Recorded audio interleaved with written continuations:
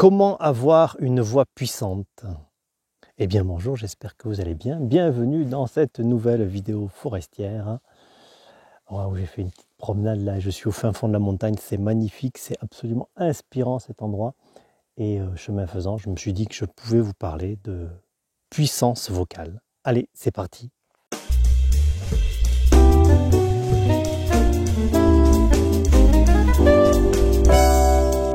Alors, comment avoir une voix puissante? Pour cela, je vais commencer par vous expliquer brièvement quel est le mécanisme de la voix. Et tout naturellement, on va comprendre ce qu'il faut mettre en œuvre pour avoir une voix puissante. D'abord, se souvenir que la voix, c'est deux choses. D'abord, c'est le corps, puisque l'instrument vocal, c'est le corps. Et ensuite, c'est l'esprit. Et l'esprit, le mental, va venir en fait contrôler le corps. Lorsqu'on utilise sa voix, il y a une partie corporelle et il y a une partie mentale. Et vous allez voir que bien souvent, ce qui nous empêche d'avoir une voix puissante, c'est soit la partie corporelle, soit la partie mentale. Et parfois, c'est même les deux. Donc, pour obtenir une voix puissante, il faut s'occuper des deux sujets. Alors, je vais commencer par la partie corporelle. Je vous invite d'ailleurs à jeter un petit coup d'œil sur l'une des vidéos que j'ai fait il y a quelque temps qui parle des 3 étages de la voix. Ça va vous permettre de comprendre vraiment le fonctionnement de l'appareil phonatoire.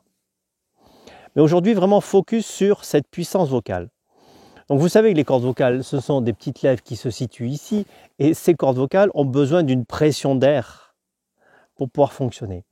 Et très souvent, ce qui se passe, c'est qu'on ne met pas assez de pression d'air. Et donc les cordes vocales ont du mal à fonctionner. Et le son, les vibrations qui en ressortent ne sont pas d'une belle puissance. Donc un premier conseil pour avoir de la puissance vocale, c'est respirer correctement. Et si vous maîtrisez en plus la respiration abdominale, utilisez cette respiration abdominale pour faire monter encore plus en pression l'air qui est dans vos poumons. Ensuite, deuxième conseil. Vous l'avez vu aussi sur la vidéo Les 3 étages de la voix. Le 3e étage, ce sont les résonateurs. Et les résonateurs ont un double rôle. Un rôle d'amplification, et c'est celui qui nous intéresse aujourd'hui, et un rôle de timbrage de la voix. C'est eux qui nous donnent le timbre de la voix. Donc, pour avoir une voix puissante, ça c'est mon deuxième conseil, c'est ouvrir au maximum vos résonateurs. Les résonateurs, on en a déjà parlé, on a le larynx, on a le pharynx, on a la bouche, les sinus et puis on a tout le thorax. Donc ouvrir vos résonateurs pour qu'ils puissent résonner au maximum. Je prends souvent l'exemple de la caisse de résonance d'une guitare classique. Donc pour les ouvrir au maximum, c'est avoir une bonne posture et être détendu au maximum de la partie haute du corps. Vous savez, lorsqu'on a des tensions au niveau des épaules, au niveau de la nuque, eh bien ça va, j'ai envie de dire, un petit peu fermer nos résonateurs et ils vont perdre leur capacité de résonance. Donc ça, c'est mon deuxième conseil. Ouvrir les résonateurs et pour ça, se tenir bien, avoir une bonne posture et se détendre au maximum. Et pour ça, vous pouvez voir aussi, il y a des vidéos qui parlent de la posture du chanteur sur la chaîne. N'hésitez pas à feuilleter, j'ai envie de dire, ma chaîne YouTube pour trouver tout ce qui vous est nécessaire. Vous pouvez aussi télécharger mon guide « Comment avoir une voix charismatique ». Je parle de tout ça là-dedans. Et je vous mets le lien dans les commentaires. Donc ça, c'est sur l'aspect corporel. Donc premièrement, avoir une bonne pression d'air. Et deuxièmement, ouvrir vos résonateurs correctement. Ensuite, je vais vous parler de l'aspect mental. Psychologique, j'ai envie de dire aussi. Puisque dans la voix, il y a vraiment beaucoup de notre psyché qui transpire. Et souvent, je rencontre des gens qui ont une petite voix faible, parce que quelque part, dans leur passé, ils ont eu des petits traumatismes, je vais appeler ça comme ça, vocaux.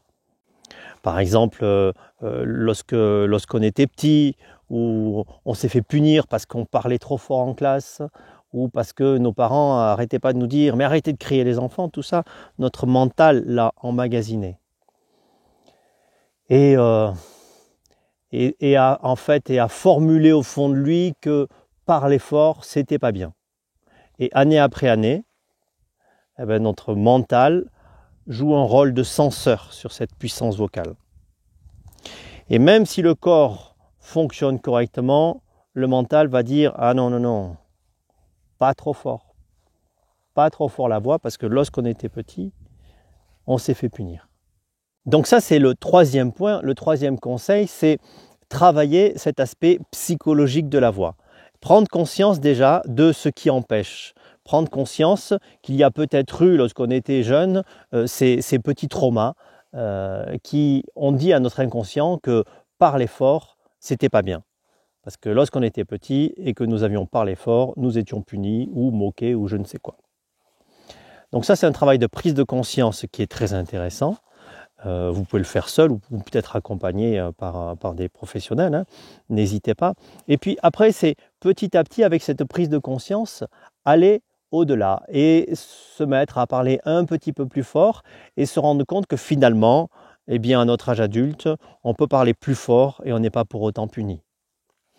Après, il y a encore un autre point, c'est que la voix, c'est très intime et lorsqu'on parle, eh bien, on va se dévoiler, on va dévoiler son intimité et c'est aussi quelque chose qui peut freiner cette puissance vocale. Et ça, c'est le quatrième conseil que j'ai envie de vous donner. C'est derrière ça, il y a une notion de confiance en soi.